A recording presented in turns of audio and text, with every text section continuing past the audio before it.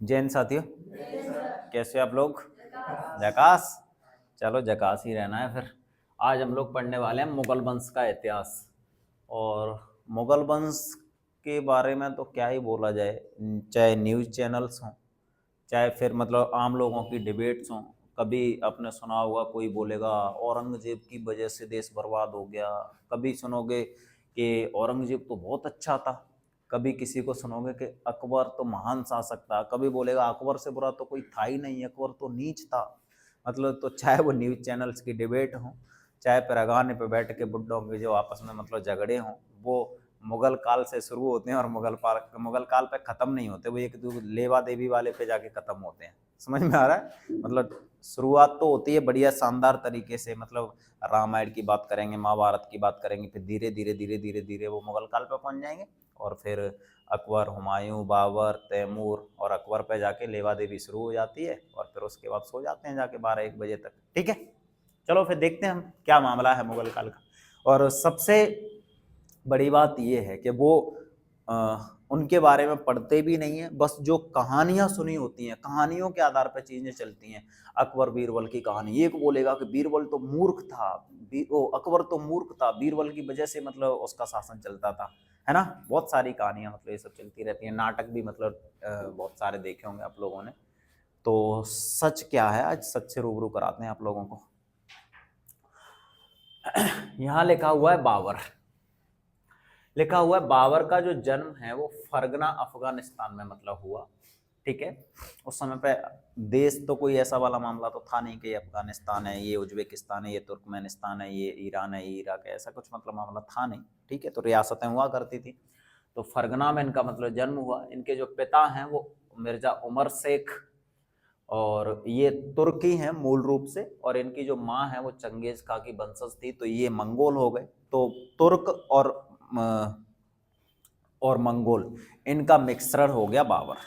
किसका किसका मिक्सचर है भैया? तुर्क और मंगोलों का। लेकिन जो बाबर है वो बाबर अपने आप को कभी भी मंगोलों का वंशज कहलवाने में पसंद नहीं करता था। उसको थोड़ी सी दिक्कत होती थी मंगोलों से, क्योंकि जो मंगोलों का मामला रहा है या मंगोलों का इतिहास रहा है वो बहुत ही क्रूर इतिहास रहा है, बहुत। हाँ, अच्छा तो मतलब तुर्कों का भी नहीं रहा, लेकिन अगर उससे कंपेयर करोगे तो वो थोड़ा सा ठीक है। हम तो बोलते हैं, हमने तैमूर लंग को पढ़ा था, उसने दिल्ली पे आक्रमण किया था, तो इतने सारे मतलब नरसंहार करवाया था, लेकिन फिर भी ये लोग मतलब बोलते हैं कि नहीं, इनके कंपैरिजन में ठीक है वो। ठीक है, तो चंगेज खां का माँ की साइड से मतलब वंशज है। ठीक है, इसके पुत्र हैं 4, हुमायूं, कामरान, अस्करी और हिंदाल। एक चचेरा भाई है वो सुलेमान है। ठीक है, इसी का भारत के विरुद्ध पहला आक्रमण 1519 में बाजौर और बहरा के विरुद्ध हुआ था। 1524 की मतलब ये बात है, भारत पर आक्रमण करने का मतलब जो निमंत्रण है वो लिखा हुआ है इसमें पंजाब के शासक दौलत खां लोधी, जो गवर्नर हुआ करता था उस समय पंजाब का। और जो इब्राहिम लोधी था, लोधी वंश का अंतिम शासक, उसके चाचा थे अलाउद्दीन लोधी वो। और मेवाड़ के शासक राणा सांगा के बारे में मतलब बोला जाता है। कुछ इतिहासकार इस बात से मतलब नकारते हैं या इनकार करते हैं कि नहीं, राणा सांगा मतलब क्यों निमंत्रण देगा, ऐसा कुछ मतलब मामला नहीं है। और जो भी हो, लेकिन 1526 में पानीपत का पहला युद्ध होता है, और पानीपत का पहला युद्ध बाबर और इब्राहिम लोदी के बीच में होता है। और ये जो युद्ध है, ये युद्ध बड़ा खतरनाक था। इसमें लिखा हुआ है तुगल का युद्ध पद्धति और तोपखाने का प्रयोग मतलब भारत में पहली बार होता है। बाबर के निशानेबाज थे उस्ताद अली और मुस्तफा। उदारता के लिए इसको कलंदर की उपाधि दी गई। कलंदर का मतलब होता है एक तरीके से दानवीर आदमी। क्या? दानवीर आदमी। और फिर उसके बाद खानवा का युद्ध होता है। खानवा का युद्ध 1527 में हुआ, राणा सांगा और बाबर के बीच में हुआ। इसमें भी मतलब बाबर की जीत हुई। इसमें जिहाद का नारा दिया। जिहाद का नारा एक तरीके से ये धर्म को धर्म की रक्षा करने के लिए मतलब दिया गया नारा। एक तरीके से ये बोल रहा है कि हम लड़ रहे हैं इस्लाम को बचाने के लिए, और जो गैर इस्लामिक लोग हैं उनके खिलाफ जंग में अगर हमारा कोई साथ देना चाहे तो दे, ये मतलब नारा है इसका। ठीक है, गाजी की उपाधि, गाजी मतलब एक तरीके से पवित्रता के लिए शब्द मतलब यूज होता है, उसकी उपाधि धारण की इसने। ठीक है, एक पादशाह की भी उपाधि धारण की थी। पादशाह बादशाह का सिमिलर ही है।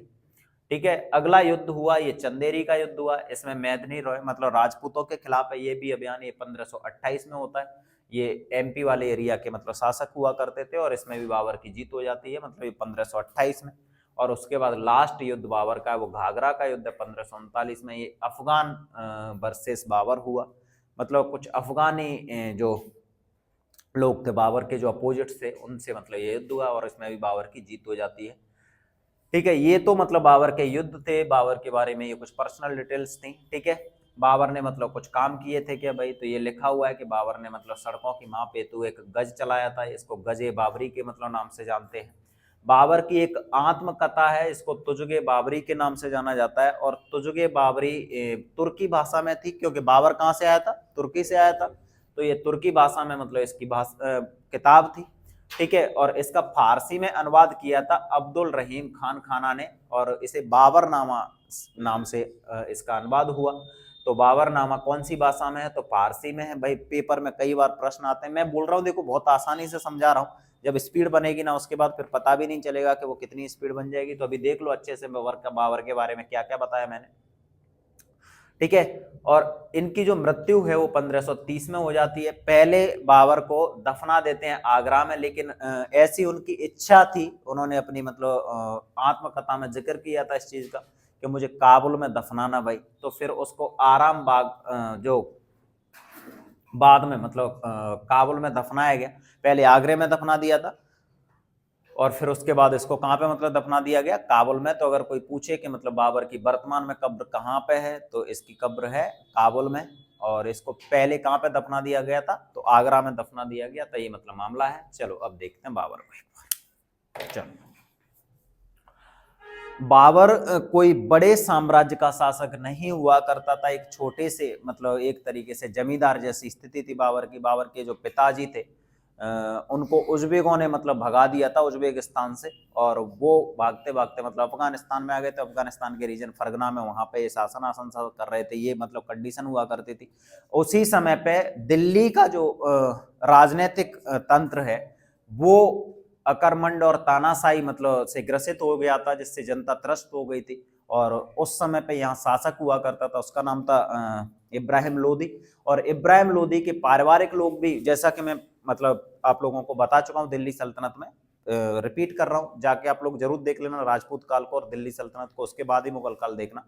ठीक है, तो इब्राहिम लोदी से उसके घर वाले भी, परिवार वाले हैं, वो लोग भी मतलब खुश नहीं थे। तो मैंने जैसा बताया अभी कि उसके जो चाचा हैं अलाउद्दीन लोदी वो, और जो पंजाब के उस समय पे सूबेदार या गवर्नर थे दौलत खां लोदी वो, और कुछ यहाँ के जो राजपूत राजा थे वो भी मतलब चाहते थे कि यहाँ पे कोई नया शासक बैठे, और कम से कम ये जो अहंकारी और एक तरीके से निर्दयी शासक है इसको यहाँ से उखाड़ देना ही मतलब अच्छा होगा। और इसी क्रम में इन लोगों ने मतलब बाबर का बाबर के लिए मतलब न्योता दिया और बाबर का आगमन हुआ। क्योंकि बाबर के पास सेना कम थी, तो बाबर को ये पानीपत का पहला युद्ध जीतने के लिए अपनी कूटनीति का, अपनी बुद्धि का मतलब प्रयोग करना पड़ा, और उसी के बारे में बहुत ज्यादा चर्चाएं होती हैं। और बताया जाता है कि बाबर के पास सेना मात्र 12,000 की थी, जबकि इब्राहिम लोदी उसके पास सेना थी 2 लाख की। बाबर की सेना के कंपैरिजन में तो बहुत बड़ी सेना है उसकी। बाबर की सेना 12,000 की, उसकी 2 लाख की सेना है, और जिसमें से 1 लाख की सेना को तो पानीपत के युद्ध में लड़ने के लिए लेके आया था। समझ में आ रहा है, मतलब उसकी सेना कहाँ हुई, उसकी सेना तो मेला है। समझ में आ रहा है, 1 लाख लोग बहुत होते हैं मतलब युद्ध लड़ने के लिए। तो इस स्थिति में बाबर के बारे में बताया जाता है कि बाबर एक कुशल आर्मी कमांडर था, और आर्मी कमांडर मतलब सेनापति, शानदार सा मतलब सेनापति है वो। और उसने एक व्यवस्था तैयार की। हरियाणा में एक जगह है पानीपत, जो वर्तमान में एक जिला भी है हरियाणा का, वहां पे उसने एक व्यवस्था की, दिल्ली से मतलब ये दूरी पे है। उसने बोला कि युद्ध के मैदान है, यहीं पे मतलब युद्ध होगा, ललकारेंगे, आ जाएगा, लड़ेंगे, यहीं पे मतलब देखा जाएगा। लेकिन उससे पहले उसने रणनीति तैयार कर ली। और इसी वजह से मतलब मैं हमेशा बोलता हूँ कि भाई ये मेरा नहीं है तो ये नेपोलियन का कथन, लेकिन है बहुत शानदार सा कि मतलब रण खेतों में सिर्फ युद्ध लड़े जाते हैं, जीते तो टेबल पे जाते हैं। मतलब जो रणनीति होती है वो आपकी कैसी है, रणनीति कितनी शार्प है, उस हिसाब से रणनीति कभी किसी के साथ शेयर नहीं करनी चाहिए। रणनीति रणनीति होनी चाहिए और माइंड में होनी चाहिए। रणनीति अगर आपने शेयर कर दी किसी के साथ तो वो फिर रणनीति रही नहीं। रणनीति कहाँ रही फिर, वो तो मतलब राजनीति हो गई, और सब लोगों के सामने मतलब उसको फैला दिया तो फिर तो वो कुछ ही नहीं बचा। ठीक है, तो रणनीति बाबर की बाबर ही जानता था, और किसी को मतलब वो कभी शेयर नहीं करता था। अपने किसी भी विश्वास पात्र व्यक्ति से भी वो कभी मतलब चीजों को शेयर नहीं करता था, और उसके पास मतलब ये दिमाग था। इस वजह से उसने क्या किया भाई, ये सुन, उसने अब एक व्यवस्था की, और लोगों को पहले तो जो उसकी सेना बहुत कम लोग हैं उनको मतलब बोला कि उन जो सामने वाले लोग हैं उनकी सेना इतनी ताकतवर नहीं है कि तुम्हारी जितनी ताकतवर हो। दूसरी बात, टेक्नोलॉजी का मतलब सहारा एक तरीके से उनके कंपैरिजन में इनके पास जो तोपची थे वो बहुत बेहतर थे, मतलब जो कि यहाँ पे बारूद बारूद का सिस्टम नहीं था मतलब बिल्कुल भी हिंदुस्तानी सेना के पास। दूसरी कंडीशन ये थी कि जो इनके धनुष बाणों में और इनके धनुष बाणों में बड़ा फर्क हुआ करता था।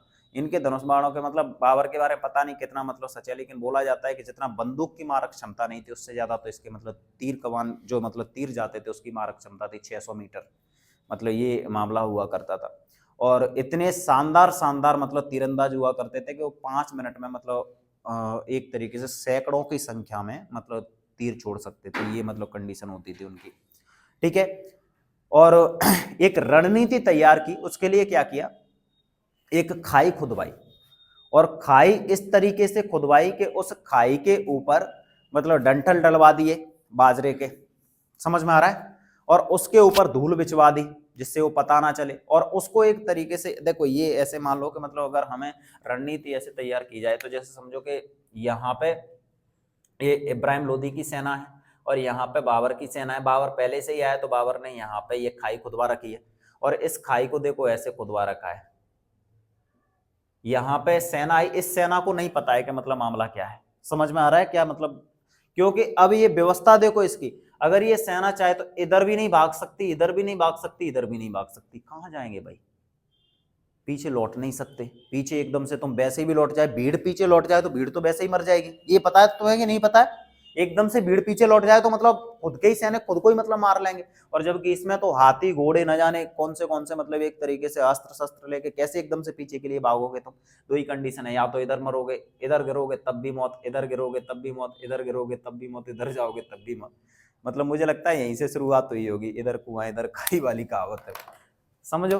बाबर ने ये सिस्टम तैयार कर दिया था, बाबर बहुत दिमागी आदमी, बाबर ने अपनी सेना को इस तरीके से सजाया, बोला सेना कम है, इसी वजह से तो बोला जाता है यार सैकड़ों सुअर पालने से अच्छा है 2 शेर पालो।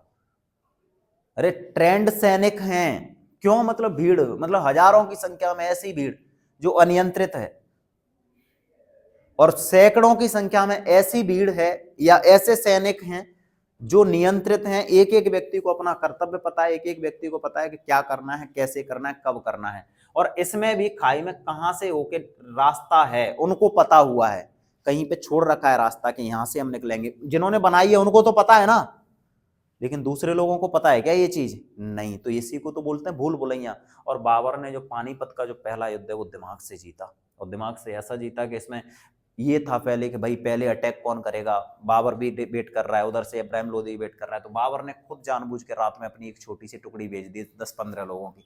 अब 10-15 लोगों की टुकड़ी भेजी तो उधर से मतलब इब्राहिम लोदी के जो सैनिक थे उन्होंने मतलब आसानी से उनको मार के भगा दिया। तो इब्राहिम लोदी ने बोला अरे यार ये तो ऐसे ही निकले, और जबकि वो एक उसकी रणनीति का हिस्सा था, उसने जानबूझ के बोला कि मतलब उनसे मार खा के वापस भागना, क्योंकि जैसे ही मतलब उसको ये लगेगा, क्योंकि वो बाबर के बारे में जानता नहीं था, क्योंकि अगर उसको ये लगा कि शक्तिशाली है फिर तो वो अटैक के मतलब ये रहेगा कि ना हम अटैक कर रहे हैं ना वो करेगा, मतलब लौट ही जाएगा हमारी सेना को देख देख। लेकिन जैसे ही मतलब सैनिक मार खा के गए तो इब्राहिम लोदी में जोश भर गया, अहंकारी तो पहले वैसे भी था, तो उसको मतलब ये वाला मामला हुआ कि अरे अरे चलो इनको मार के आते हैं, ये तो अभी जैसे आए थे मार खा के भाग गए, ऐसे सबको मार के आते हैं। ये वाली कंडीशन में बाबर ने बोला चलो बढ़िया है, जो चाह रहे तो वो इसने शुरुआत कर दी। और उसके बाद स्थिति ऐसी हुई कि मतलब इधर से इसकी सेना आई, इधर से इसकी सेना आई, इसकी सेना मतलब लगातार मतलब खाई में नीचे गिरती जा रही है। फिर इसको पता चला जब तक कि मतलब खाई वाला मामला आया कि वापस भागो, तो इधर से खुद के ही इधर से तोप चला दी। जो हाथी थे, सबसे स्ट्रेंथ मतलब भारतीय सेना की हमेशा से रही है वो हाथी रहे, क्योंकि हाथी चढ़ जाते थे सेना के ऊपर ऊपर जाके, इसने व्यवस्था कर रखी है हाथियों की पहले से समझ रहे हैं, इसने हाथियों की व्यवस्था कर रखी है। दूसरी बात इसके पास तोप है, तोप की आवाज सुन के हाथियों ने पहली बार तोप की आवाज सुनी थी, हाथी अनियंत्रित हो गए, हाथी खुद ही लौट के खुद की सेना के ऊपर चढ़ गए। और फिर सबसे बड़ा मतलब मामला था, और वो फिर मतलब मामला हुआ इनके निशानेबाजों का, और फिर निशानेबाजों ने तो फिर निशाना लगाना शुरू कर दिया। और लास्ट मतलब तुम सोच के देखो कि इतनी सेना का मतलब मामला था, सुबह से शाम तक युद्ध नहीं चला, एक दिन में युद्ध मतलब समाप्त हो गया था, और मतलब शाम होते होते इब्राहिम लोदी की गर्दन बाबर के पैरों में। और उसके बाद मतलब कंडीशन शुरू हुई कि यहाँ पे उसने एक मीनार टाइप की बनवाई, जो कटे हुए सिर हैं उनका, और उनको रखा सबसे ऊपर, मतलब बाबर उसके इब्राहिम लोदी की मतलब रखी, उसमें एक ऐसे निशाना लगाया, मतलब किसने, बाबर ने। और फिर कब्जा कर लिया किस पे, दिल्ली पे। और यहाँ पे शुरुआत होती है मुगल राजवंश की। तो अगर कोई पूछता है कि मुगल राजवंश के संस्थापक कौन है, तो जहीरुद्दीन मोहम्मद बाबर इस वंश के संस्थापक हैं। इनके पापा कौन है, मिर्जा उमर शेख है। जन्म कहाँ पे हुआ था, फरगना में हुआ था भाई। इनके पुत्र कौन है, हुमायूं, हुमायूं ये जो भी है, ठीक है। इनकी मृत्यु होती है 1530 में। जब इसकी मृत्यु हो जाती है, हाँ ये वाले युद्ध जरूर याद रख लेना, खानवा के युद्ध की मैं क्यों मतलब बात कर रहा हूँ, ये राणा सांगा के खिलाफ ये युद्ध हुआ। और राणा सांगा बहुत ज्यादा शक्तिशाली व्यक्ति है। हारने वाला व्यक्ति हमेशा, ये नहीं कि जो व्यक्ति हार गया वो कमजोर है। अरे मेरे भाई, मतलब युद्ध में या रणभूमि में जो शहीद हो रहा है ना, जो मारा जा रहा है ना, वो लाख गुना बहादुर आदमी है उस व्यक्ति से जो घर में मतलब मुंह छुपा के कायर बन के बैठा हुआ है। ये व्यक्ति मतलब हारा तो मतलब हारा, और हार जाना या मारा जाना, ये मतलब कोई ऐसा कोई अपमानित शब्द थोड़ी है कि इनसे मतलब ये वाली कंडीशन की देखो ये क्या मतलब ऐसी वाली स्थिति हो गई। तुम सोच के देखो कि मतलब जो व्यक्ति रण छोड़ के भाग गए उनसे तो ये कितने ताकतवर होंगे। राणा सांगा के शरीर पे 80 घाव थे, तो सोच के देखो इसने मतलब युद्धों में क्या हालत की होगी। ये कोई ऐसे ही नहीं है कि मतलब चल देने वाले उठा के मतलब मुंह ऐसे वाला मतलब मामला हो। और ये वाली बात मैं क्यों बोल रहा हूँ, ये मुझे बोलने की तो जरूरत है नहीं, इसके बारे में खुद मतलब बाबर ने बोला था।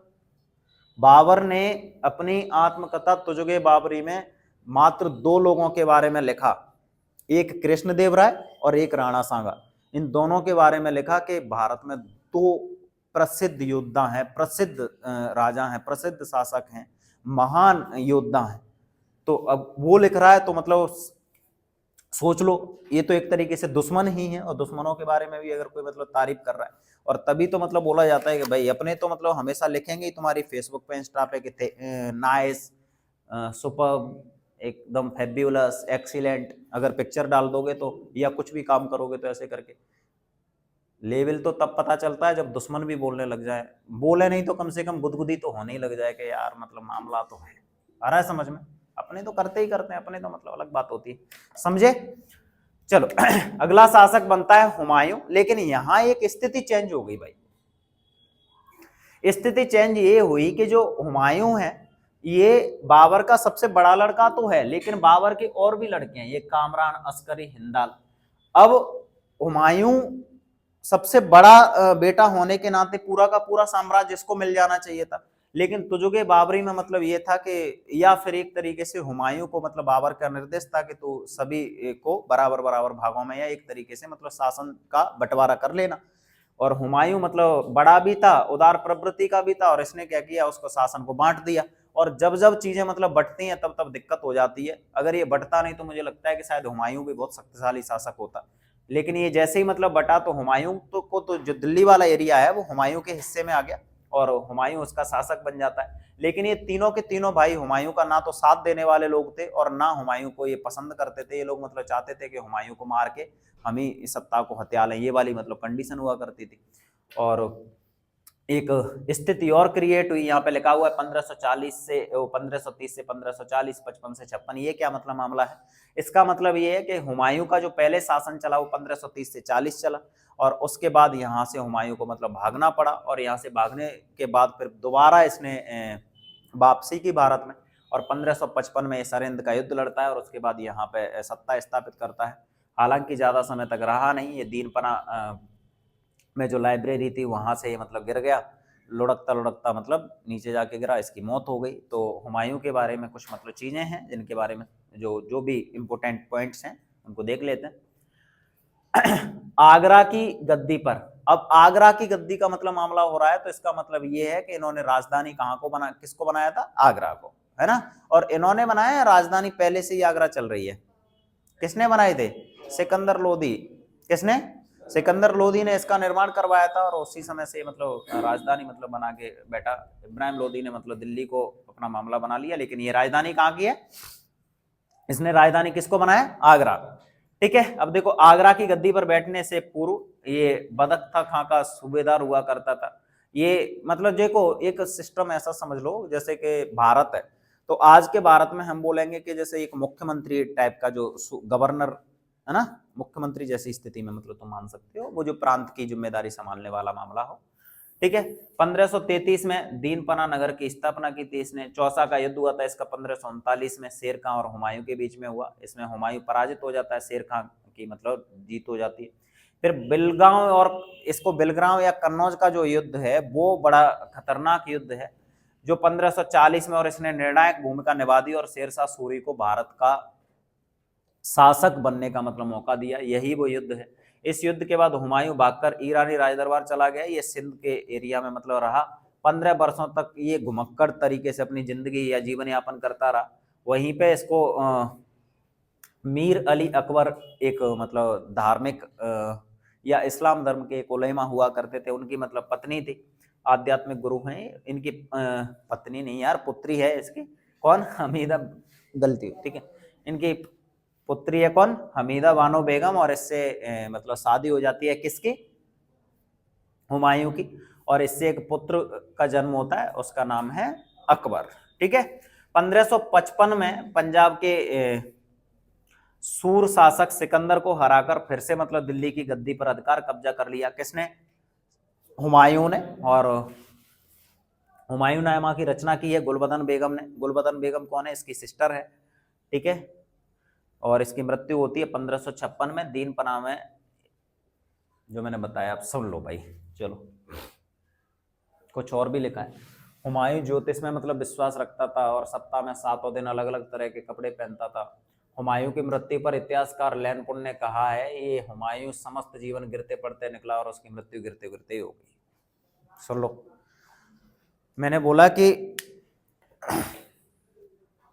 अगर ये अपने साम्राज्य का बंटवारा ना करता तो हुमायूं बहुत शक्तिशाली शासक होता, क्योंकि साम्राज्य का बंटवारा हुआ तो हुमायूं वैसे ही कमजोर पड़ गया था, और हुमायूं को पराजित करने के लिए एक व्यक्ति पीछे पड़ा हुआ था और वो है शेरशाह सूरी। और शेरशाह सूरी का बहुत पहले से मतलब उद्देश्य था। शेरशाह सूरी के बारे में मैं थोड़ा सा मतलब बताऊंगा तुम्हें, लेकिन अभी के लिए मतलब समझो कि शेरशाह सूरी ने क्या किया। शेरशाह सूरी ने हुमायूं को पराजित कर दिया, चौसा के युद्ध में पराजित किया 1539 में, फिर बिलग्राम युद्ध या कन्नौज के युद्ध में पराजित किया, और उसके बाद वो दिल्ली का शासक बन गया।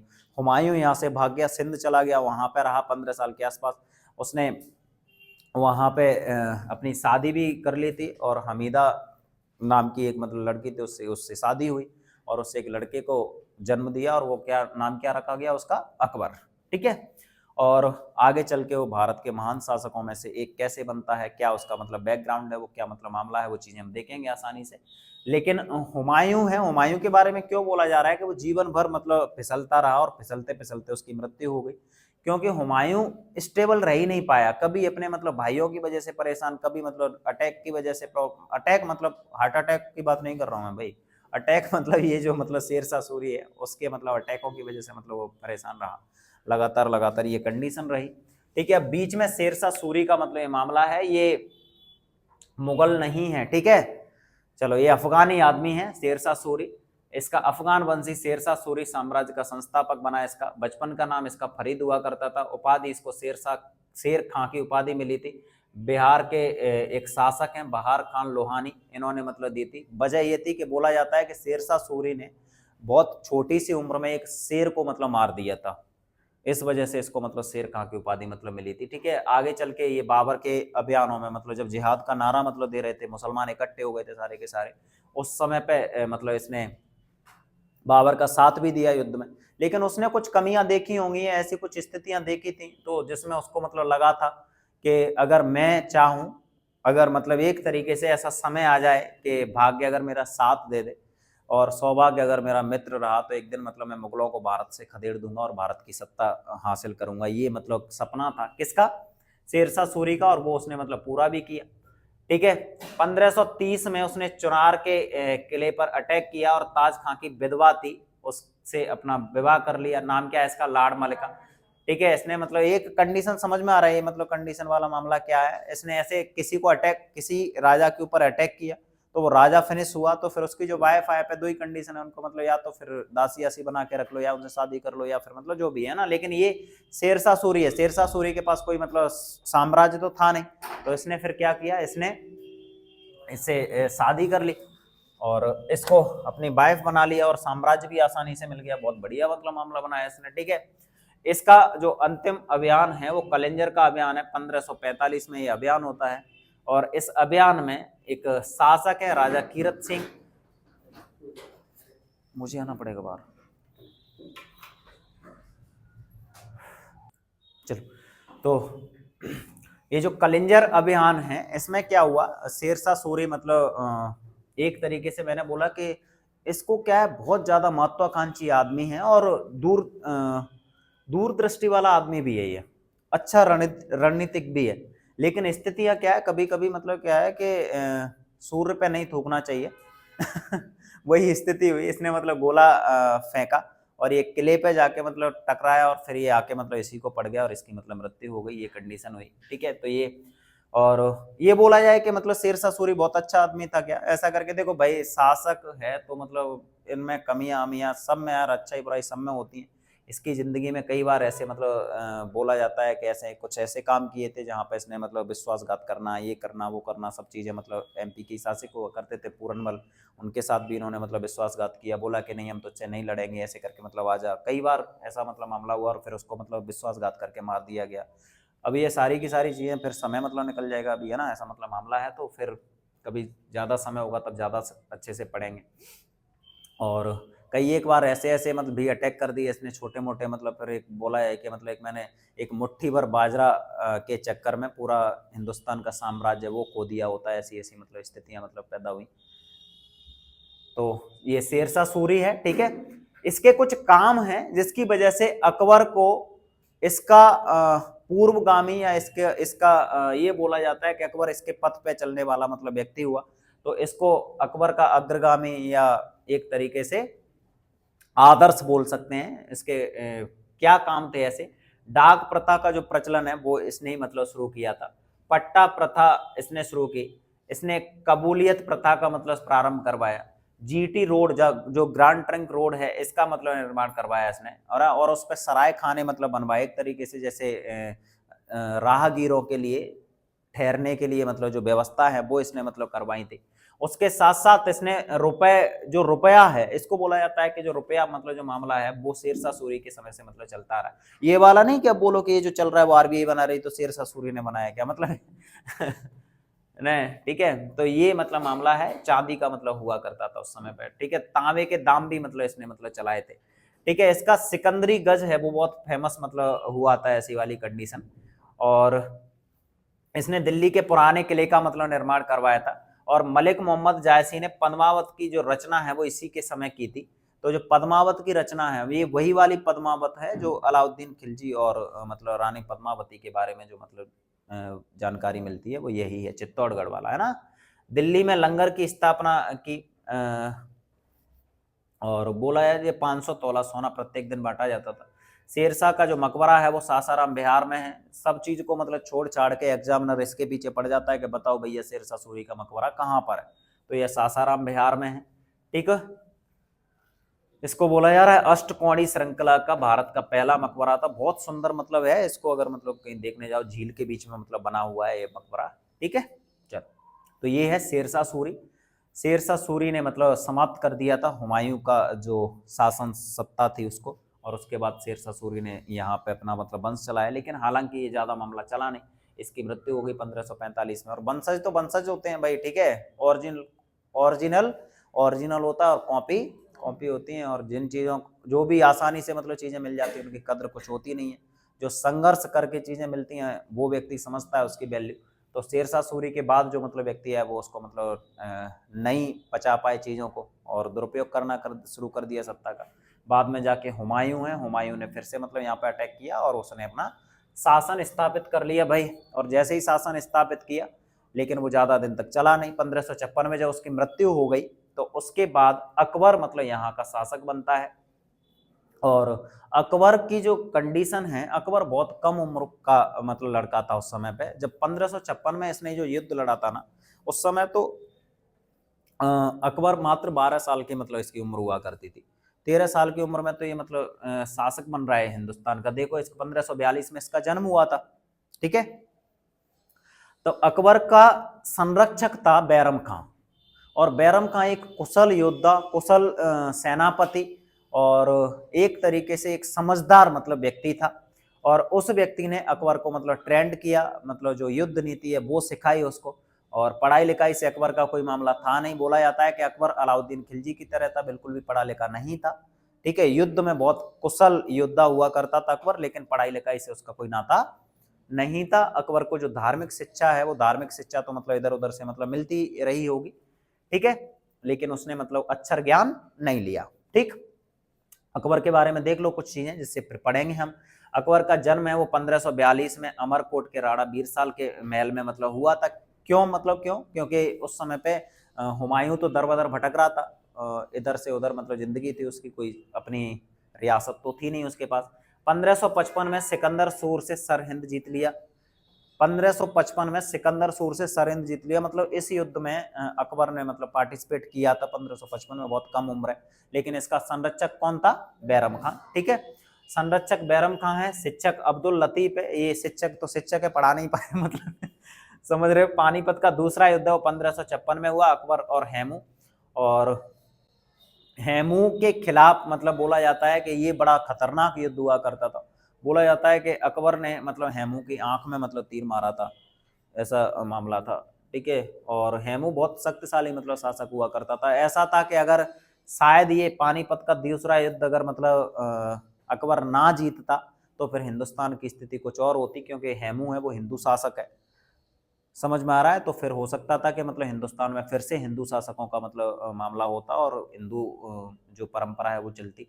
लेकिन अकबर दूसरा युद्ध जीत जाता है और यहाँ पे मतलब अकबर की सत्ता स्थापित होती है। अब यहाँ पे थोड़ा सा देख लो, ये लिखा है जजिया कर को समाप्त कर दिया था अकबर ने। जजिया कर मतलब गैर हिंदुओं से या गैर इस्लामिक लोगों से लिए जाने वाला टैक्स था, इसको अकबर समाप्त कर रहा है। अकबर के नवरत्न हुआ करते थे, उनमें से देखो बीरबल है, तानसेन है, अबुल फजल है, टोडरमल है, फैजी है, अब्दुल रहीम खान काना, मुल्ला दो प्याजा और भगवान दास और मान सिंह, ये इसके नवरत्न में मतलब शामिल लोग हैं। इनके बारे में थोड़ा थोड़ा सा हम पढ़ेंगे। अभी मैं एक बार ऐसे ही बता रहा हूँ, फिर मैं जब मैं मतलब बताऊंगा तो आसानी से समझ में आ जाएगा तुम्हें।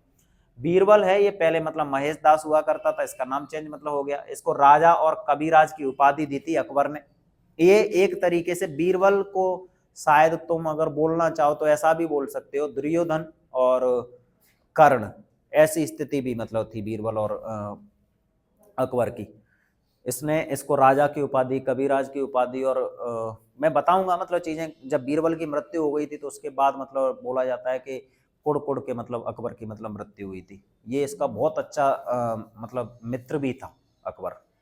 ठीक है, आयने अकबरी, और इसका अंदाजा तुम इस बात से लगा लो कि मतलब जब अकबर ने धर्म बनाया था दीन ए इलाही, तो उसको एक्सेप्ट करने वाला सबसे पहला व्यक्ति था ये।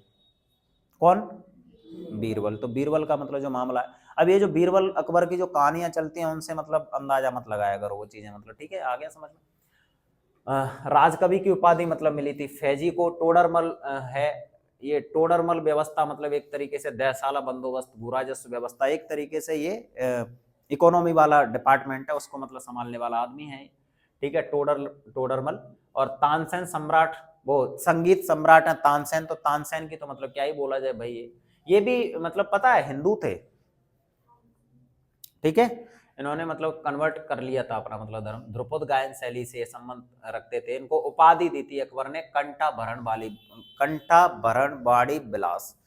ठीक है, तो मतलब एक तरीके से जिनका गला बहुत शार्प हो, जिनके कंठ में सरस्वती माँ विराजमान हो, ऐसा करके मतलब कुछ मान लो। ठीक है, तानसेन की कुछ रचनाएं हैं, मियाँ की टोड़ी, मियाँ की मलार, मियाँ की सारंग, दरबारी कानड़ा, ऐसे करके।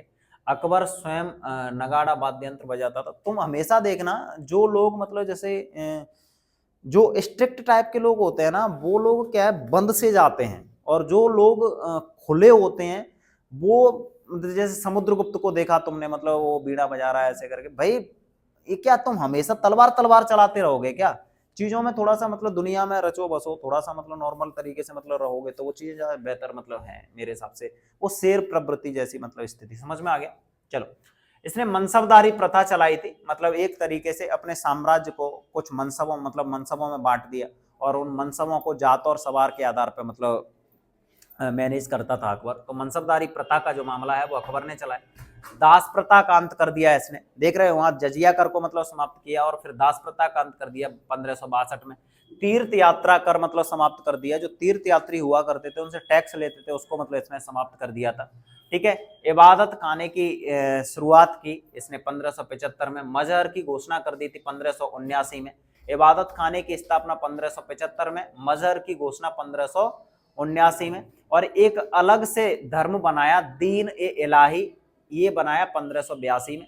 ये कुछ नहीं था, सारे के सारे धर्मों में से कुछ अच्छी अच्छी बातों को लेके अकबर ने मतलब पेश किया। अकबर बोलता था कि भाई मैं क्या पढ़ा लिखा आदमी हूं नहीं, ज्यादा मैं समझदार भी नहीं हूं, मुझे सिर्फ इतना सा समझ में आता है कि जो इंसानियत है वो सबसे बेहतर है। और वो सभी धर्मों के लोगों को मतलब एक जगह पे इकट्ठा करता था और सभी धर्मों के लोगों से वो जानकारी लेता था कि भाई तुम अपने धर्म के बारे में बताओ क्या चीजें हैं, दूसरे धर्म के बारे में क्या चीजें हैं। और इस वजह से ही अकबर के बारे में बोला जाता है कि अकबर सभी धर्मों को समान रखने वाला मतलब शासक था। और उसने जो अच्छी अच्छी चीजें थी, इंसानियत वाली चीजें थी, उनको मतलब शामिल कर लिया किसमें, दीन ए इलाही में। और मैंने बताया अभी कि बीरबल मतलब पहला आदमी था जिसने मतलब किसको अपनाया था, दीन ए इलाही को। ठीक है, आमेर के राजा हैं बारमल, इनकी पुत्री जोधा से इनका विवाह हुआ। कभी कभी मतलब ऐसे करके बोला जाता है कि नहीं वो जोधा नहीं है, जोधा की जगह पे वो बोलते हैं कि जोधा तो मतलब नाम ऐसे क्या सीरियल्स वगैरह की वजह से मतलब प्रचलित हो गया। ठीक है, तो वो जो दूसरा नाम है वो आप लोग मतलब बताना वो कौन सा नाम है। ठीक है, लेकिन अभी के लिए इसी को समझ लो। ठीक है, तो 1562 में ये युद्ध हुआ। ये पहला राजनीतिक विवाह मतलब माना जाता है। एक तरीके से राजनीतिक विवाह इसको क्यों बोला जा रहा है, क्योंकि भारमल ने अपनी सत्ता बचाने के लिए मतलब ये शादी कर दी अकबर के साथ, और स्वैच्छिक शादी थी ये। स्वैच्छिक शादी का मतलब एक तरीके से अगर ये स्वैच्छिक शादी नहीं होती तो भारमल के उसके संबंध नहीं होते, उसके आगे के लिए पारिवारिक संबंध नहीं होते, क्योंकि पारिवारिक संबंध थे। इसका मतलब ये है कि ये शादी स्वैच्छिक थी, इसमें मतलब कोई जोर जबरदस्ती वाला मामला नहीं था। ठीक है, और हल्दी घाटी का जो युद्ध है ये 1576 में हुआ। ये देखो यहाँ कंडीशन, इससे समझ सकते हो अकबर वर्सेस महाराणा प्रताप। ये 1576 का जो युद्ध है, अब मैं जो बोल रहा हूं वो समझो। महाराणा प्रताप का साम्राज्य है वो बहुत बड़ा थोड़ी था जो, लेकिन महाराणा प्रताप जैसा मतलब वीर योद्धा शायद ही कोई दूसरा मतलब पैदा हो। महाराणा प्रताप एक ऐसे व्यक्ति थे, ऐसी शख्सियत हैं ये, जिन्होंने अकबर के सामने सरेंडर करने से मना कर रखा था। ये किसी के राजमहल का नौकर बनने से लाख बेहतर समझते थे अपनी झोपड़ी का मालिक बनने में, अपने आप का मतलब प्राउड फील करने वाला मतलब मामला था इनका। अब यहीं पे फर्क देख लो, एक तो भारमल है और दूसरा कौन है, महाराणा प्रताप। महाराणा प्रताप अब जैसे देखोगे पहले साम्राज्य जैसे देख रहे हो तो मतलब जैसे चाहे वो हर्षवर्धन का बहुत बड़ा साम्राज्य हुआ करता था, अशोक का बहुत बड़ा साम्राज्य हुआ करता था, या फिर मतलब महाराणा प्रताप के कंपेरिजन में अकबर के साम्राज्य को देखें तो बहुत बड़ा है, विशाल साम्राज्य। लेकिन महाराणा प्रताप अपने छोटे से साम्राज्य को अपनी मातृभूमि समझते हैं और उस मातृभूमि को मतलब किसी के सामने न्यौछावर करना या फिर एक तरीके से उसको किसी के सामने मतलब गिरवी रखना वो पसंद नहीं करते थे। अपने स्वाभिमान से कोई समझौता करना मतलब उनको एक्सेप्ट नहीं था। और बोला जाता है कि मतलब महाराणा प्रताप जब ये 1576 का मतलब जो युद्ध है हल्दी घाटी का, इसमें पराजित होने के बाद भी उसने जो अकबर है, अकबर ने मतलब महाराणा प्रताप को कभी झुका नहीं पाया, अपने सामने समर्पण नहीं करवा पाए। वो किससे, महाराणा प्रताप से। तो महाराणा प्रताप की वीर गाथाएं भाई इसी वजह से तो हर किसी का क्यों नहीं मतलब जो लोग गुणगान करते, शख्सियत होनी चाहिए उसके लिए। हम ये नहीं बोल रहे कि अकबर कमजोर है इसके लिए, या फिर हम ये बोल रहे हैं मतलब कि और बाकी लोग हैं वो कमजोर है, लेकिन मतलब जो स्वाभिमान का जो मामला है वो महाराणा प्रताप का अलग ही है। जरूरी थोड़ी है तुम तो भाई फॉर्च्यूनर में चलो, तुम तो कैडिलैक में चलो, तुम तो ओडी में चलो, तुम बीएमडब्ल्यू में चलो, कोई दिक्कत नहीं है, लेकिन हम अपनी साइकिल को मतलब तुम्हें नहीं देंगे।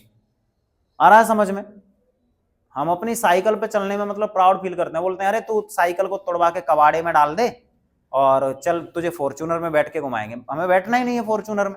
ये मामला था किसका, महाराणा प्रताप का, इस वजह से मतलब कंडीशन है। महाराणा प्रताप सिसोदिया वंश से संबंध रखते थे, हम मतलब इनको पढ़ चुके हैं। कब पढ़ चुके हैं? राजपूत काल में। आप लोग राजपूत काल को जाके देखोगे तो मतलब पता चल जाएगा आपको जरूर, ठीक है। ये देखो, दीन ए इलाही धर्म स्वीकार करने वाला बीरबल प्रथम और अंतिम हिंदू था। मतलब ये मैंने बताया था कि जो बीरबल है वो, क्या नाम है इनका रियल नाम? महेश दास। क्या? महेश दास, ठीक है। और चार बाग बनाने की परंपरा की शुरुआत हुई। अकबर ने दक्षिण के सम्राट की उपाधि धारण की थी। मतलब दक्षिण को भी मतलब जीतने वाला जो मामला है वो किसका था? अकबर का था। अकबर का साम्राज्य बहुत बड़ा हुआ करता था, पूरा भारत तो था ही, पाकिस्तान भी, अफगानिस्तान वाला एरिया, मतलब बहुत बड़े साम्राज्य का मतलब मामला हुआ करता था, ठीक है। राज की मुद्रा टकसाल हुआ करती थी ये, ठीक है। 1602 में जहांगीर ने अकबर के खिलाफ विद्रोह कर दिया था। अकबर के शासन काल को मुगलों का स्वर्ण काल कहा जाता है। मतलब मुगलों का जो स्वर्ण काल है वो किसका समय है? अकबर का। और स्थापत्य कला के क्षेत्र में कुछ इंपोर्टेंट किले हैं जिनसे अकबर का मतलब नाम जुड़ा हुआ है। जैसे इलाहाबाद के किले का जो निर्माण है वो अकबर ने करवाया था। लाहौर का जो किला है वो भी अकबर ने मतलब बनवाया था। हुमायूं का जो मकबरा है वो भी अकबर ने बनवाया था। हुमायूं का मकबरा मतलब गुलबदन बेगम, तो भाई पैसा कहाँ से आया? अकबर के यहाँ से, ठीक है। तो इलाहाबाद का किला हो गया, लाहौर का किला हो गया, हुमायूं का मकबरा हो गया। आगरे का जो किला है वो अकबर ने ही बनवाया है। देखो यहाँ पे ताजमहल में और आगरे के किले में कंफ्यूज मत होना। ताजमहल बनवाया शाहजहां ने, लेकिन आगरे का जो किला है वो बनवाया था अकबर ने, ठीक है। दीवाने खास, पंचमहल, बुलंद दरवाजा और जोधाबाई का महल, ये बुलंद दरवाजा और जोधाबाई का महल ये कहाँ पे है? फतेहपुर सीकरी में, आगरा से मतलब 40 किलोमीटर की दूरी पर है। और यहाँ पे अकबर ने अपनी राजधानी को भी मतलब ट्रांसफर किया था। अब देखते हैं भाई, अकबर की मृत्यु हो गई 1605 में, और इनकी जो कब्र है वो सिकंदराबाद में नहीं है, ये सिकंदरा एक जगह है, कहाँ पे? आगरा में, ठीक है। सिकंदराबाद तो मतलब अलग मामला हो गया है ना, ये तो सिकंदराबाद तो कहाँ पे है? तेलंगाना में। सिकंदराबाद हैदराबाद है। चलो, तो ये आगरा में सिकंदरा जगह है, वहां पे है ये, ठीक। तो क्या है मामला अकबर का? अकबर को महान बोल रहे। अकबर का जब जन्म हुआ उस समय पे अकबर के जो पिताजी हैं हुमायूं, वो तो किसी साम्राज्य के शासक भी नहीं है, तो अकबर का जो पालन पोषण है वो उस तरीके से ही मतलब हुआ। लेकिन उस समय पे भी अकबर के जो पापा हैं हुमायूं, वो ऐसे ही बैठे नहीं थे, वो अपनी मतलब सेना को इकट्ठा कर रहे थे धीरे धीरे करके। और उन्हीं में से एक व्यक्ति था जो साथ में, वो बैरम खां था। और बैरम खां अकबर को मतलब युद्ध नीति का ज्ञान देते रहने वाला मतलब मामला था। अकबर को बचपन से युद्धों में बड़ा इंटरेस्ट था, और जब किसी के घर में किसी को बार बार बताया जाए कि तेरे पापा पता है पहले ये थे, ऐसे शासक थे, ये था, वो था, ऐसे हो गया, वो हो गया, तो उसमें मतलब ऑटोमेटिक खून उसका मतलब उबाल मारेगा, ये वाली कंडीशन वाला मामला था अकबर का। अकबर जब 12 साल का हुआ तभी उसको मतलब युद्ध लड़ने जैसी मतलब स्थितियां हो गई थी। और जब वो खेलने वाली उम्र है उस समय पे वो शासक बन जाता है। और ना सिर्फ वो ऐसी कंडीशन होती है बल्कि वो मतलब बड़े युद्ध भी लड़ लेता है उस समय पे जाके। फिर भी अकबर के बारे में बोला जाता है कि अकबर की जो शासन सत्ता है उस समय पे, जब वो शासक मतलब नाम मात्र का शासक बन के बैठ गया था और उसके शासन की बागडोर संभालता था बैरम खां। फिर जब बैरम खां की जो वाइफ है वो पसंद आ गई अकबर को, तो बैरम खां की जो मतलब वाइफ है सलीमा बेगम, वो अकबर को पसंद आ गई और उससे मतलब अकबर ने शादी कर ली। तो फिर जो बैरम खां है वो चला गया यहाँ से। तो फिर अकबर का जो शासन सत्ता है वो किसके अधीन आ गई? एक तरीके से उस समय पे बोला जाता है कि अकबर के जन्म के बाद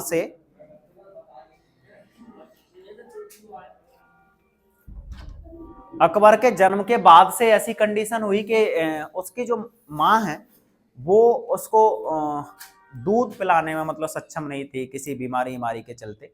तो एक दूसरी औरत थी हरम में, उनका नाम था महामंगा। उन्होंने अकबर को मतलब एक तरीके से पाला पोसा, दूध पिलाया अपना, तो मतलब वही है, दूध का कर्ज निभाना, ये वाली स्थिति है। तो महामंगा और बाकी जो औरतें थी हरम की, उनके हिसाब से चलने वाला मामला हुआ अकबर का कुछ समय तक। ये बोला जाता है कि 60 से 62 का जो समय है वो अकबर का ऐसे गुजरा। और 62 में अकबर की शादी हो जाती है जोधा के साथ, ये वाली कंडीशन। तब जाके मतलब अकबर को पता चलता है कि हिंदुओं में और मुसलमानों में क्या फर्क है, या फिर मतलब हिंदुओं के साथ भेदभाव क्यों किया जाता है, क्या कंडीशन है। उसके बाद अकबर ने जजिया कर को भी समाप्त किया, तीर्थ यात्रा कर को समाप्त किया, दास प्रथा है उसको भी समाप्त किया। कुछ लोग बोलते हैं कि नहीं यार ऐसा नहीं है, जोधा के आने से क्या कंडीशन, अकबर तो अकबर था, वो तो बहुत समझदार व्यक्ति था, ठीक है। लेकिन अकबर के उससे पहले की कहानी भाई करतूतें मतलब नॉर्मल तो नहीं थी। अकबर के बारे में बताया जाता है कि अकबर ने ऐसी कंडीशन बना रखी थी कि वो जिसको देखता था उसी को बोल देता था कि ये मेरी वाइफ है। 5,000 शादी कर ली थी अकबर ने। कितनी शादी? 5,000 शादी कर ली थी, ये मतलब कंडीशन थी अकबर की। लेकिन वही वाली स्थिति है कि अकबर को जो रियल लव था,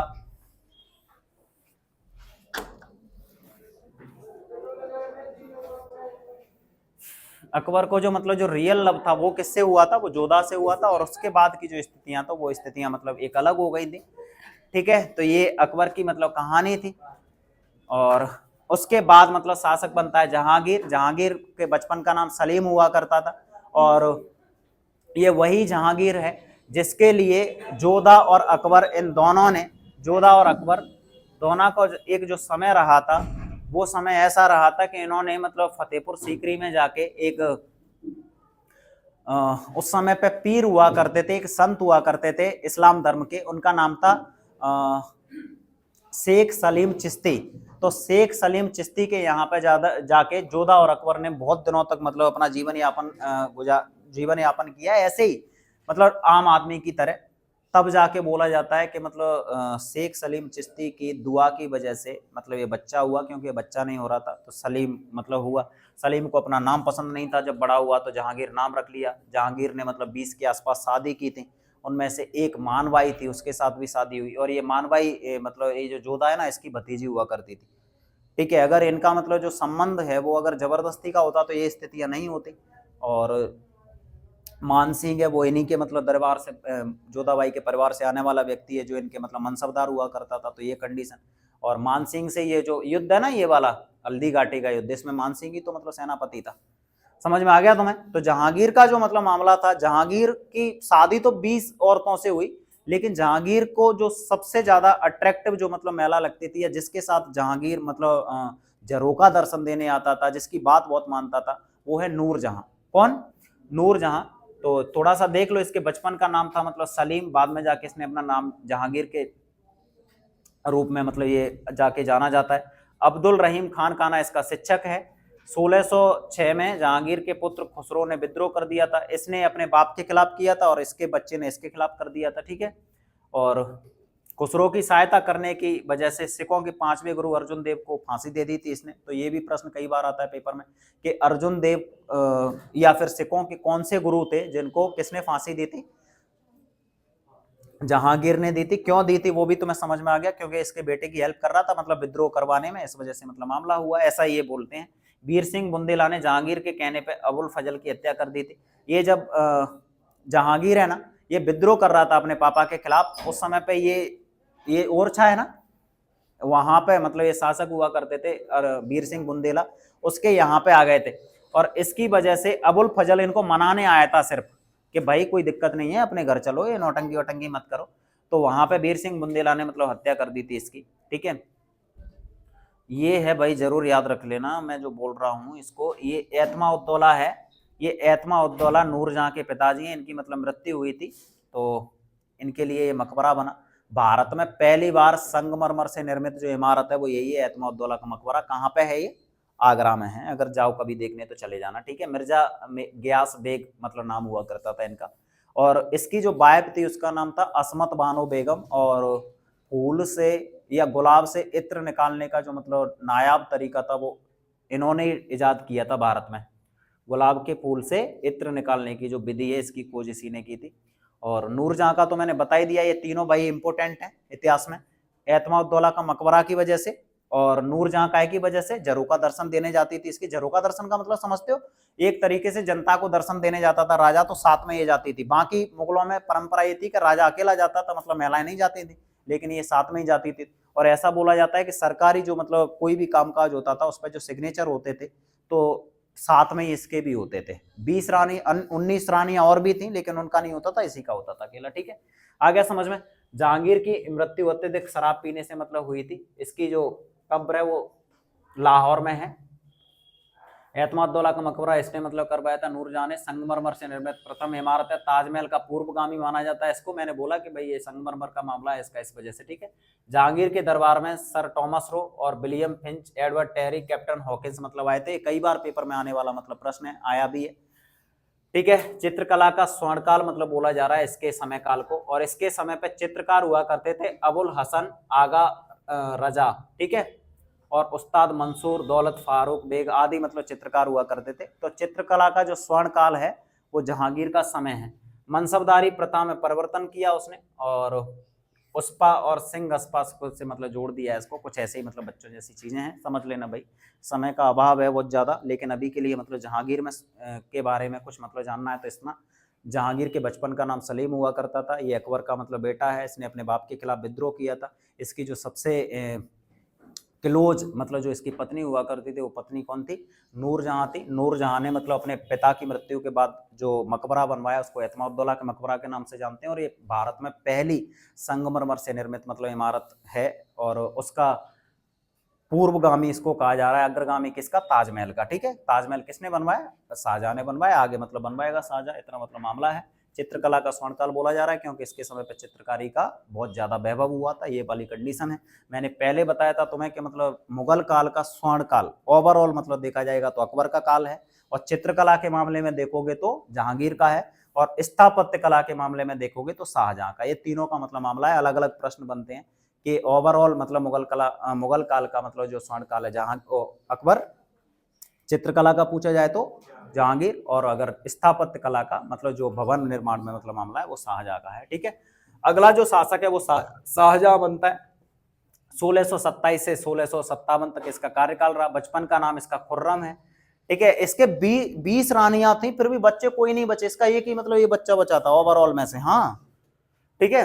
विवाह इसका हुआ आसफ खां की पुत्री थी अर्जुमंद बानो बेगम मुमताज महल, ये वही है, समझ में आ गया, जिसके लिए ताजमहल मतलब बनवाया गया, ये वही है, अर्जुमंद बानो बेगम मुमताज महल के नाम से इसको जानते हैं। मयूर सिंहासन का निर्माण करवाया था, हीरे डायमंड वाला जड़ा हुआ मतलब एक सिंहासन था। इसको बाद में जाके मतलब नादिर शाह ले जाएगा, 1739 में देखेंगे हम वो वाली सारी की सारी चीजें। निर्माण शाहजहां ने करवाया था। शाहजहानाबाद मतलब दिल्ली को ही बोला जाता है, ये जो यमुना नदी के किनारे पे पुरानी दिल्ली है वही है शाहजहानाबाद, जिसने शाहजहां ने इसका निर्माण करवाया। इससे पहले आगरा राजधानी है सबकी, दिखाई दे रहा है ना। तो जो शाहजहानाबाद है ना, इसका मतलब जो निर्माण है वो किसने करवाया था?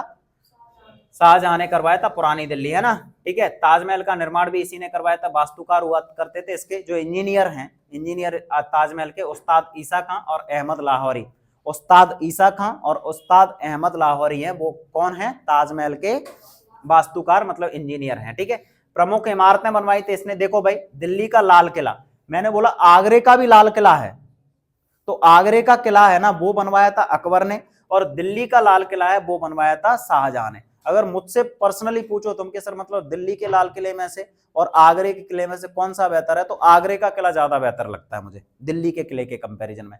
दिल्ली का किला बड़ा है लेकिन मतलब इतना बेहतर नहीं है वो, ठीक है, जगह बहुत है।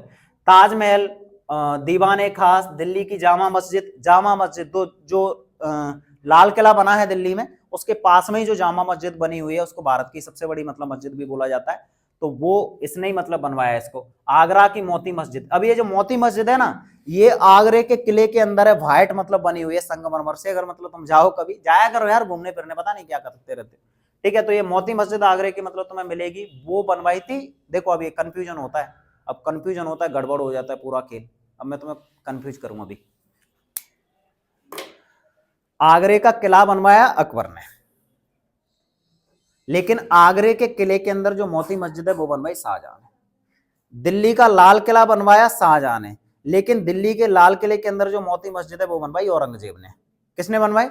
औरंगजेब ने। दिल्ली का जो किला है और मतलब जामा मस्जिद है वो दोनों किससे संबंधित है? शाहजहां से, ठीक है। लेकिन जो ताजमहल है आगरे, जो आगरे में जो ताजमहल है वो भी शाहजहां से संबंधित है, आगरे का किला अकबर से संबंधित है। ये बिल्कुल अलग अलग चीजें हैं और एकदम क्लियर मतलब पता होना चाहिए, नहीं तो मामला गड़बड़ हो जाता है। अकबर का जो मतलब पूरा का पूरा जो शासन काल है वो कहाँ पे मतलब निकला भाई? पहले मतलब आगरा में, उसके बाद फतेहपुर सीकरी में।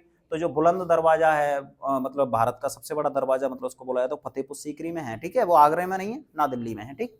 चल ये सजदा पेबोस की जो परंपरा है इसको इसने समाप्त कर दिया था। ये सजदा पेबोस का मतलब जानते हो ना, दरबार में आते थे तो लेट जाते थे, फिर जाके मतलब बोलते थे जहां पना तो सीक्रेट हो, ऐसे करके मतलब ये भी ठीक है ऐसे वाला। तो ये सजदा पेबोस का जो मतलब मामला है इसको समाप्त कर दिया।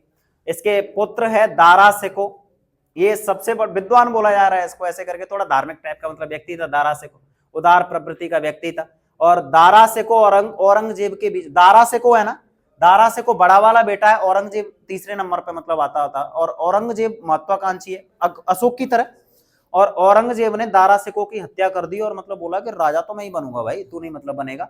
और ये पसंद किसको नहीं था, शाहजहां को। शाहजहां को औरंगजेब पसंद नहीं था, तो औरंगजेब ने बोला कि मैं तुझे पसंद रहूं या ना रहूं उससे कोई फर्क नहीं पड़ता, राजा तो मैं ही बनूंगा। और बड़े वाले भाई को तो मतलब मारा, और मारने के बाद अपने बाप को डाल दिया जेल में। और जेल में भी ऐसी जगह पे मतलब डाला, अगर तुम जाओगे तो आगरे का जो किला है उसमें ऐसी जगह उसको मतलब कैद किया था जहां से ताजमहल एकदम स्पष्ट दिखाई पड़ता है। और ताजमहल में मतलब किसकी कब्र है, मुमताज की। मुमताज के चौथा बच्चा था पैदा हो रहा था बुरहानपुर में, मतलब वहां पे तब इसकी मतलब बच्चा पैदा करते करते मतलब मौत हुई थी उसकी। फिर बोला जाता है यादगार बनाने के लिए उसने मतलब उसको मतलब ताजमहल बनवाया उसकी कब्र। तो अगर कोई पूछे कि मतलब शाहजहां की मृत्यु हो गई तो फिर उसको कहाँ पे दफनाया गया, तो भाई वहीं पे आगरा के किले में नहीं, ताजमहल में। ताजमहल में दोनों की कब्र वहीं पे ही है। कहाँ पे है, ताजमहल में, शाहजहां की भी और मुमताज भी की। अगर तुम ताजमहल जाते हो तो मतलब ताजमहल कोई मतलब पूजा गृह नहीं है, वो कब्र है, ठीक है। तो ये धर्मट का युद्ध हुआ था दारा सिको और औरंगजेब के बीच में। बादशाह के जीवित रहते हुए उत्तराधिकारी के लिए युद्ध इतिहास में पहली बार, मतलब ये उदाहरण है एक। औरंगजेब ने 1658 में अपने पिता शाहजहां को बंदी बना दिया था और अपनी सिस्टर को मतलब बोला कि चल तू इसकी देखभाल करती रहा कर, कोई दिक्कत नहीं है इसको, ये डला रहेगा यहीं पे बुड्ढा, ठीक है। 1659 में औरंगजेब ने दारा सिको की हत्या कर दी थी। और ये मतलब मामला था कि यहाँ पे शाहजहां है उसका मतलब मामला बना, आगे चल के शासक बनेगा औरंगजेब। औरंगजेब मुगल वंश का सबसे अंतिम शक्तिशाली शासक है, अंतिम शक्तिशाली शासक। और औरंगजेब के बाद जो भी मतलब शासक आएंगे वो शासक मतलब अच्छे नहीं होंगे, और उसको इस वजह से बोला जाता है कि मुगल काल के पतन का जो समय है वो औरंगजेब के बाद से शुरू हो गया था। यहाँ तक तुमने देखा हुआ है कि बाबर है, हुमायूं है, फिर चाहे वो अकबर हो, जहांगीर हो, शाहजहां हो या औरंगजेब हो, ये शक्तिशाली शासक हैं। और एक बात और मैं तुम्हें यहीं पे मतलब कर देता हूँ क्लियर, कि भारत में ईस्ट इंडिया कंपनी का आगमन हुआ था 1600 ईस्वी में। और 1600 ईस्वी में जो शासक हुआ करता था वो अकबर हुआ करता था, क्योंकि 1605 में इसकी मतलब मृत्यु हुई थी। तो सोच रहे हो कि ईस्ट इंडिया कंपनी कब की आई थी, लेकिन ईस्ट इंडिया कंपनी ने अपने रंग कब दिखाना शुरू किया था ये पता हुआ है आप लोगों को। 1600 ईस्वी में तो एक तरीके से थैला बेचने वाले मतलब जो खरीदने वाले हैं उस कंडीशन में, जैसे कोई मतलब मामला आता है ना गाँव में, ऐसे वो साइकिल पे के मतलब मूल ही ले लो ऐसे है ना, ये ऐसे वाले मतलब लोग हैं, फेरी वाले लोग होते हैं उस तरीके से। तो अकबर अकबर हुआ करता था। इस समय तक भी कोई नौटंकी, अकबर के समय पे कोई नौटंकी नहीं की उन्होंने, जहांगीर के समय पे कोई नौटंकी नहीं की, शाहजहां के समय पे कोई नौटंकी नहीं की। थोड़ी सी नौटंकी की औरंगजेब के समय पे, तो औरंगजेब ने मतलब उनको धुन दिया था। 1686 में बहुत बुरी तरीके से मतलब मारा था। उसके बाद जो कंपनी के सारे जो मतलब उनके जो हेड हुआ करते थे वो औरंगजेब के पैरों में जाके मतलब गिर गए थे। लेकिन औरंगजेब की जो स्थिति थी, तो औरंगजेब के समय पे जो मामला था वो एक था कि औरंगजेब चारों तरफ से घिरा हुआ आदमी था। कैसे, क्योंकि शिवाजी से औरंगजेब का मतलब युद्ध था, राजपूतों से औरंगजेब का युद्ध था, जाटों से औरंगजेब का युद्ध था, उधर अंग्रेजों से, तो चौतरफा मतलब मार थी। और इस वजह से मामला ऐसा बना, क्योंकि फिर हेमंत सर आ गए, ठीक है, मुझे बंद करना पड़ेगा यार, ठीक है। तो जय हिंद, हर हर महादेव, कल देखते हैं औरंगजेब को।